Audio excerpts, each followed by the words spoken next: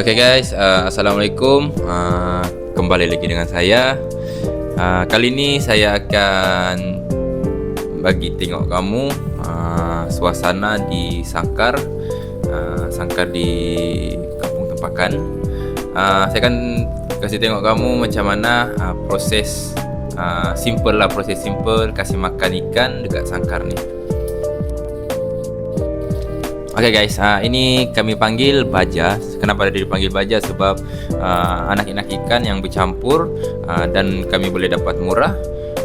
Lepas tu kasih makan ikan pun lempar je begini. Dia seekor-seekor ikan tu, jadi ikan pun senang makan lah. Macam tengok ikan GT ni dalam Sangkar ni, umban je begitu, tinggal dia makan lah. Oke, untuk ikan GT ni, ikan GT ni yang kami panggil biasa ikan putih lah. Biasanya dia makan ni banyak. Untuk satu sangkar yang begitu, kita perlukan satu bakul macam tu. Kadang kena lebih lagi supaya dia kenyang. Tapi biasa kami bagi asal orang dapat makan. Sebab banyak lagi ikan-ikan yang lain kena bagi-bagi.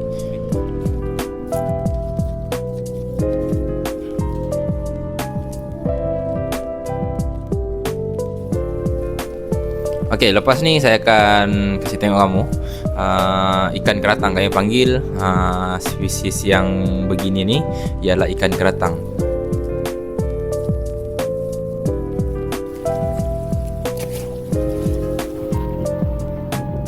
Oke, macam yang kamu nampak, sebenarnya kecil je ikan tu, makanan dia tu tak cukup tu sebenarnya. Biasanya kami akan bagi makan dia yang jenis size yang besar lah, macam ikan sardin ataupun kami panggil ikan tamban. Oke, untuk yang ikan ini pula, ini ialah ikan kerapu hybrid. Biasa kami panggil kerapu apa ni? Kerapu tiger lah, kerapu tiger. Dia campur dengan ikan keratang tadi tu, kerapu hybrid.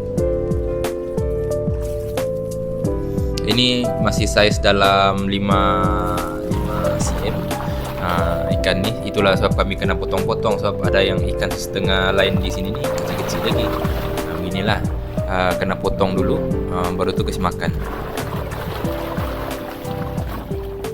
Oke, untuk kerapu hybrid ni biasanya kita akan ambil masa lebih kurang 6 ke 7 bulan untuk siap untuk kita jual lah, untuk ke bos kita.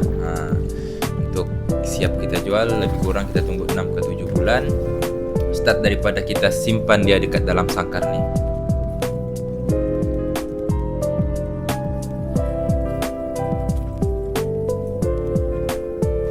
Oke, coba kamu tengok kiri dan kanan saya ni ikan keratang ni. Dorang masih lapar nih, tidak cukup lagi kena bagi makanan.